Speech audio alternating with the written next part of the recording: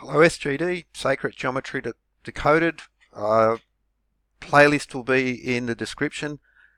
Also, I'll drop the previous episode in there.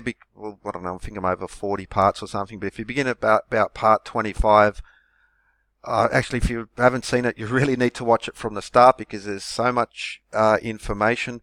It's a compilation of existing research and so much new, which confirms many of these earlier, such as Stachini, brilliant work of Alan Green, for instance, Neology, this old study of sacred architecture and all these connections. But the Symphony of Coincidence now, just like with a metronome, timekeeping has a lot to do with music, and now this has all been based on 1 second pendulums, and this how these three pendulums connect, but this is a 3.3 foot pendulum, which is a Saxon, Indus, Mohenjo-Daro unit, also the Sumerian, and how multiple sets of ancient measure connect at a 1 second pendulum, 86,400 seconds per day, which describes so much ancient architecture, and especially the Great Pyramid. Also links all the other major pyramids from the pyramids of Giza, but the Red Pyramid, the Bent Pyramid, the Maidoum Pyramid, and others. 1 second pendulum now was frozen there. These are all very accurate in regards to 1 second, and this 3.3 foot pendulum, all pendulums should never be swung more than 30 degrees. That's the basis of grandfather clocks, for instance. Prior to modern technology such as a quartz crystal and later developments, the pendulum has always been the most accurate way of keeping time. And it is part of a wonderful symphony of coincidence which can be measured, and the modern science is only continues to back this up, but it's very problematic in that sense. Now we have that would be your 3.3 foot pendulum. Therefore, the circle itself would be 6.6 feet, and all these other connections in there, and again multiple sets of ancient measure systems coming together, the margins of error themselves leading to, not just in the architecture and the systems of measure and in geometry, there's so much perfection, depth in this now. Okay, where are we going to start from? All right, well now, okay, 6.6 feet, so that's 1/10 of a Gunter's chain, 66 feet. If you're living in Canada, Australia, America, most parts of the world, 66 feet, or a surveyor's chain is probably the width of your street, or double that. 132 would be a standard width of highways, but 66 feet is 1/10 of a furlong, which only really used now in horse racing, but 666 feet per furlong. Very important in regards to the King James version of the Bible, because they describe New Jerusalem using a furlong. Older versions will say stadia, but we know exactly what a furlong is. It's 660 feet, or 7,920 inches. Last one I went into 27.3, but okay, we're looking at 6.6 feet, or 79.2 inches, so 66,792. New Jerusalem, it's 12,000 furlongs high, wide, and deep. That converts to, actually now, did I miss a zero there? Actually, I think I might have missed a zero, but anyway, 792, let me check that. Bring up the calculator. So we'll put in chain. 10 chain is 1 furlong. Need to times that by, so 120,000 chain is, no, that's correct. Okay, cool. So 792,000 feet is the base length, or the height of New Jerusalem. 792. Now that's important because in the Preserver of Life from the Epic of Gilgamesh in tablet 11, it describes the ark, for the flood, from the Epic of Gilgamesh, 120 Babylonian cubits, which would be 180 Babylonian feet, or 198 English feet, 198. Okay, that would be 120 Babylonian cubits. That just happens to work out to be 792 palms. 792. Previous episode, if you look at the Giza pyramids in total and apply the geometry and bring it together, you're describing the distances of relative size of the Earth and the Moon the barycenter of the moon, also the distance from the sun to Mercury, the sun to Venus, the sun to Earth. But at Menkaure's pyramid, and so it's 200 Egyptian royal cubits, north, east to west, the base. The red pyramid and the bent pyramid are both 200 Egyptian royal cubits high, or 2 ancient Egyptian measuring cords. But none of the pyramids have a pure square base. They have slight variations in them. And this is accentuated in Menkaure's pyramid, the smallest of the 3 Giza pyramids. So north to south, it's 196 Egyptian royal cubits, which gives a total perimeter of 792 Egyptian royal cubits. New Jerusalem, Epic of so many other sites, but just as one more example. Okay, why is this number particularly important? Well, the average diameter of the Earth, with above 99.94 or even higher percent, is 7,920 miles. There are 7,920 inches in a furlong, or 792 inches in a chain. Just so happens that the Sun, the mean diameter, again above 99.94% or higher, is 792 and 6 zeros Ionic fathom. Ionic scale of measurement, as in the Doric and the Ionic and the Corinthian columns, the 3 Greek schools of architecture, as on the Mason board, or the Ionian mode of music, which is Ionic, or the Doric mode of music as well. Music, geometry, arithmetic, and astronomy, all linked together through Thoth and Chesed and the gods of science and architecture and weights and measures. 792. Okay, just so happens that, 792, so the average, the mean diameter of the Sun, above 99.9%, depending on how you measure it. There are different, because the Sun is very dynamic. It's not like the Earth, where we have a nice definition between the surface and the atmosphere. The Sun's much more complex, and there are different methods of measuring the Sun. They'll vary slightly. Most common versions will say it's 86,500 miles.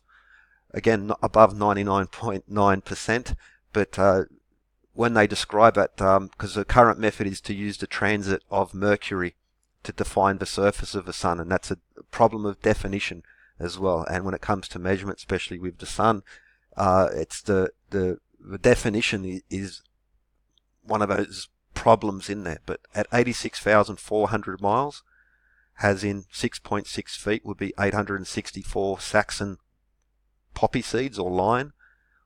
That converts to 792. Now, back to the pendulum, the 1 second pendulum. There are 86,400 seconds per day. 86,400 seconds per day. Okay, now, what's interesting about that is that if you stand at the corner of the pyramid, and especially the northeast corner, so you would have your back directly at Heliopolis, forms a perfect line. So many other pyramids are pointed at Heliopolis, which was the ancient Egyptian center of astronomy. The high priest of Heliopolis was called the chief of the observers. Imhotep, another, it was a sanctuary to Chesed, the goddess of weights, measures, mathematics, architecture, geometry of ancient Egypt, or Thoth, the male counterpart. But if you stand at the base of a great pyramid and you include the sockets, very important feature, you must include the sockets. It will make the base of the pyramid, or the maximum visible base, a little bit longer than the standard. Well, if you multiply that by 86,400, you get the equatorial circumference of the Earth. Therefore, the maximum visible base of the pyramid, the most you can see from ground level, is the rotational speed of the Earth per second. Per second. Now, meters, feet, the Saxon or the ancient Mohenjo-Daro Indus system and the Babylonian Sumerian system just so wonderfully correspond and come together to deliver so much information. So the base, maximum visible base of a Great Pyramid times 86,400 seconds per day, you get the circumference of the Earth. Now the pyramid also sits on paving stones, which are 55 centimeters, or is it 0.0273 chain? Yeah, okay, chain. I didn't mention it in the last one, but it's all over the joint, even in Heliopolis. Well, but anyway, if you include the... Oh, I should have wrote socle there, pardon, that's a typo. The socle or the paving stones add height. Sorry, I have the socle. So the height including the socle or the paving stones upon which the pyramid itself sit. Give it a little bit of extra height, multiply that by 86,400 as in seconds per day. You get the polar diameter of the Earth. They're actually describing not just the sphere, they're describing the oblate spheroid, which is vital in navigation, via 86,400 seconds per day. Just so happens that the orbital speed of the Moon is 86,400 seconds per kilometre. The meters, kilometres, that 1 second pendulum describes the Egyptian royal cubit.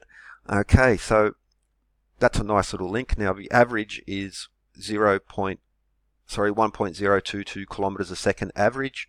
So 1 kilometre a second average will be right at some point during that. Now, because of the elliptical nature of things, it changes. But also, now in Bode's law, I mentioned AU in the previous video. 1 astronomical unit, or 1 AU, is the average distance from the Sun to the Earth. This is all the planets and the Moon. But anyway, even according to Bode's law, this wonderful geometric system which predicted the asteroid belt and some planets before they were visible, well, Saturn is 10 AU from the Earth. Earth is by definition 1 AU, but anyway, that's 10 kilometers per second instead of 1 kilometer, so times 10 again. So the orbital speed of Saturn around the Sun is 864,000 kilometers per day, the number of miles defining the Sun. Again, that's based on, so the average is 9.7, maximum 10.18 kilometers a second. So 10 kilometers per second is pretty much spot on, but it will be average. It will reach that point due to the elliptical nature of things. Now, the Moon itself is 2,160 miles in diameter. Again, mean diameter above 99.9% accuracy. Well, that 6.6 foot circle is 216 Saxon grain or barleycorn, 216. So the Earth itself is, by definition, 21,600 nautical miles in circumference. I already mentioned this. All this stuff links together so wonderfully, but just so happens that 2,160 miles of the Moon diameter is 792,000 ionic cubits. Ionic, once again, as in musical modes and architectural styles. 792 the Moon, 792 the Sun, 792 the Earth. These systems of measurement such as Gunter's chain, but of course New Jerusalem, Menkaure Pyramid, the preserver of life, so many other, so many examples. But it's also worth noting 864 times 2 is 1,728. I mentioned the canonical cubit, which you get from this 1 second pendulum. Well, a canonical cubit is 1.728 feet. Half of that would be 0.864 feet. 864. Ionic, coming together, Sun, Earth and Moon. How did the quadrivium and the ancient systems of science, which the Greco-Romans had an excellent understanding of the distance from the Earth to the Sun, from the Moon to the Earth, and the diameter of and circumference of the Earth itself. I'll put a link to Richard Carrier. He's got some it's in their texts themselves as well. For instance, in Vitruvius's 10 Book of Architecture, he describes how Pliny describes the circumference of the Earth at 252,000 stadia. Eratosthenes estimated 250,000 stadia, and then it was improved later, but as again mentioned in the 10 Books of Architecture by Vitruvius, which has so much information. It's not just about architecture, it's about technology, philosophy in regards to town planning, chemistry, alchemy / forth. But Thoth, god of weights and measures, god of knowledge, god of architecture, is not. This is a symphony of coincidence, and it has to do with the ancient sciences and the methods, which only really with the emergence of a royal society and things change and it become about power and, science. It's a thing. Ancient measures. It's a thing. Have a good one.